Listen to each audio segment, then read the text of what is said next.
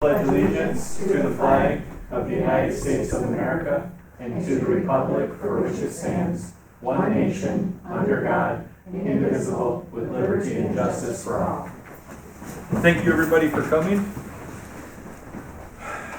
We have no visitors wishing to speak.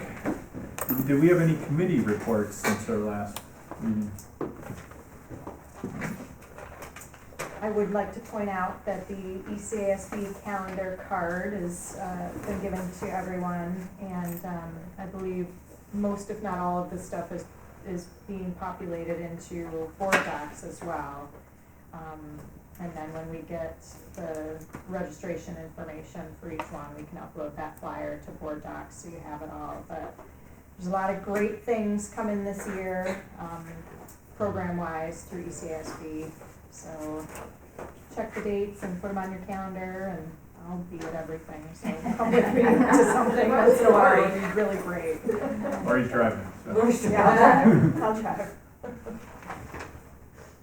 All right, and we'll just jump right into the superintendent's report. Great, thank you. Mrs. Bazinski is here to provide us with an update and follow-up from our June meeting on our annual audit and our fund balance and reserves. Hello everyone, thank you.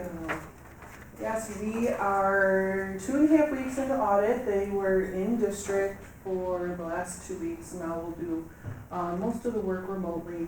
We pretty much wrapped up A fund, our general fund, but we may still have a couple adjusting journal entries as we clean up the other funds that interact with A fund, but I don't expect there to be any significant changes.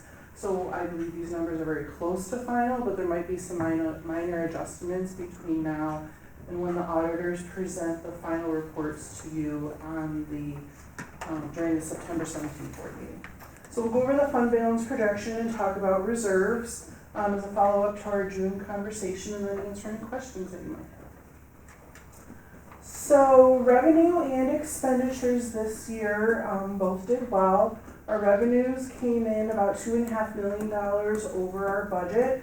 The majority of that was due to Erie County sales tax payments were higher than what we had budgeted, as well as our stop loss payments for health insurance reimbursements. If you remember, we used to net those against our expenditures on the other side of our budget, but last year we made the change to have our rebates for pharmacy and stop loss fall into the revenue side. So if those are higher in any particular year, we're going to see that increase in our revenues. We had appropriated $1.8 million in reserves and fund balance that we did not use. So that left us with about $721,000 of excess revenue over what we had planned. And then on the appropriation side, looks like we came very close, $54. But that number was kind of forced because that expenditure total of $76.5 million includes a transfer of $2.6 million over to our capital fund. So if you remember, we promised our voters we would allocate at least $3.2 million.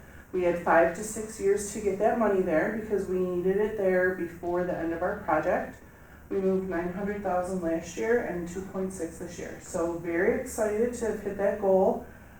If we have to bring any expenses back into A fund from some of the other funds with those adjusting journal entries, that's where we will take it from. But I expect it to be less than $100,000 if we have to make that change. But that'll be the area that we hit. So that's why it came to $54 because we took as much as we could over into the capital fund. And then the projected June expenses of $357,990, those are our purchase orders that were on the books at the end of June. For whatever reason, we needed to carry them over into next year. Either materials were ordered and not received yet, or services had started but not yet been completed. So we have the ability to carry those POs over so we can make the payments in the following fiscal year without affecting next year's budget. So we started this year with $10.2 million in reserves and fund balance. With the change of revenues and expenditures, and we added 721, it'll leave us with just under $11 million in total fund balance and reserves. I'm very happy with that. As you know, it took a little bit of a dip. A couple years ago, we transferred $2.5 million out of our capital reserves to start the funding of our current project. So we've been able to recoup that and get back up to that $11 million. So with that, we need to decide where that $11 million is gonna go and how we're gonna allocate it. So this is the same layout we looked at last time, which is a description of our long-range plan for our reserves, how much we think we can put in each one and where we may eventually want to get to. This is kind of just a guide as we're having those conversations about what we're gonna fund each year. And this is where we are recommending that we land, and this is also based on our June conversations. So our reserve for unemployment payments, we believe that it's overfunded. Our claims are actuals, so we're paying actual costs every year. It's less than $5,000, so having $475,000 in that reserve is a little high. So by reducing that, it gets us down to $275,000, which if we continue the way we are, it's about, 10, 20 years worth of expenses, so we're doing okay. We didn't make any changes to ERS or TRS reserves or a tax cert reserve. In June, we talked about putting up to $1 million in the EBLAR account, so we are recommending $500,000 added there, which will bring us up to just under $2 million. And then the balance of the funds went into the capital projects reserve. That can take up to $8 million, and we put in just under 1.4. So we talked about adding $721,000. But here we're adding almost $2 million. Where does that come from? The difference is from our encumbrances and our unappropriated fund balance. So every year we carry over those encumbrances. Last year our carryover encumbrances was $788,000. This year, because it dropped to $357,000, that $430,000 can be allocated somewhere. And the other category is our unappropriated fund balance. So last year we were over our unappropriated fund balance, which is limited by statutory law to 4% of the subsequent year's budget. We were a little bit over. We're bringing that into compliance at $3.1 million, which means there's another $500,000 that we need to allocate somewhere.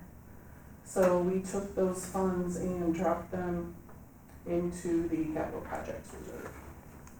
We've talked a little bit about our current project and how some of the budgets are going and some of the cuts that we've had to make. So we thought that was a good place to start putting some money so that if we have to do another project in the future, for some of the items that maybe we cut out of this budget, we'll have a starting point for that so that we can try to mitigate the impact on our taxpayers if we have to do another project.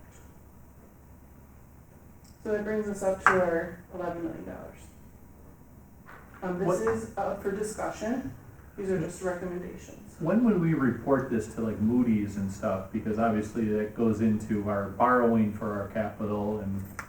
We update our official statement prior to any borrowing. So when the borrowing information goes out to bid to the banks, I work with Moody's and Rick Yancey from Capital Markets to update our official statement, and that's when they're looking at this. So when we just did our borrowing last month, It was already it was already in there and Yeah, stuff. it was on, because the audit wasn't done, it was on the prior year audit. Oh, okay.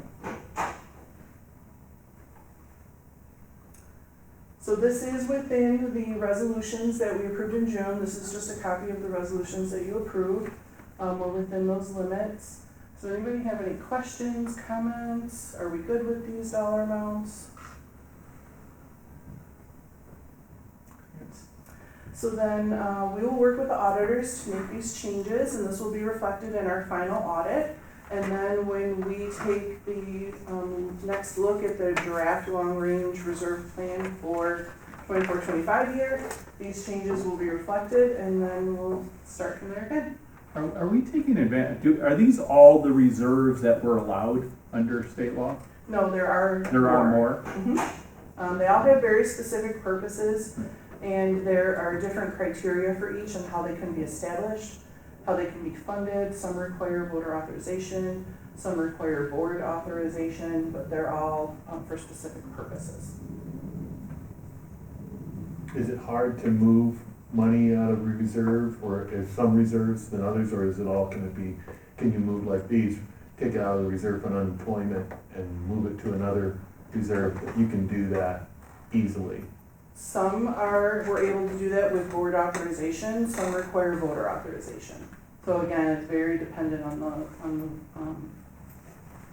the reserve. So like capital funds, we would get voter authorization to use those monies when we go out to vote and we have that bond approved. For unemployment, that's at the district level, so the board has the authority to make that determination. I see.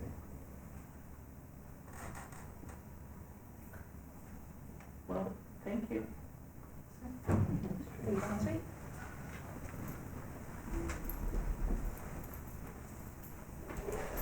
So we do get an update, I'm just trying to look here. I think typically in November, Laura will come back to kick off the budget season with a review of our long-range fund balance and reserve plan, where you'll see, those dollar amounts along with a description of the reserve and what it can be used for, as well as the recommended funding level. So you have access to that, but we update it following the annual audit, and we come back in the second meeting in November and review that plan before we get into our budget planning in December and the subsequent months. So if there's more questions on reserves and funding levels or availability, we'll have another bite at the apple come November. Just gotta check my agenda here. That's the last item in the superintendent's report. I would just remind everybody, we have Deb sent an email. We did make an adjustment to the board building visits, so we're not in conflict with supply drop-off and open house. That was my mistake. However, I'm glad I caught it. So we are moving it back to the Thursday, August 29th at 4 o'clock. No computers required. Thank you. All right. Well, we will need a motion for new business items then. So I'll make a motion for new business items E 1 through 5, F 1 through 21, and G 1. All right, do we have a second? I'll second. Any discussion? All right, all those in favor of approving regular business item D, please say aye. Aye. Opposed? Motion carries 5-0. Yeah, you just went through a whole laundry list. All you had to say is D, so. Yeah, that's what it is. Well, wasn't it nice to hear my voice? It was. Thank you. With that, I'd like to welcome a new team member, Jordan.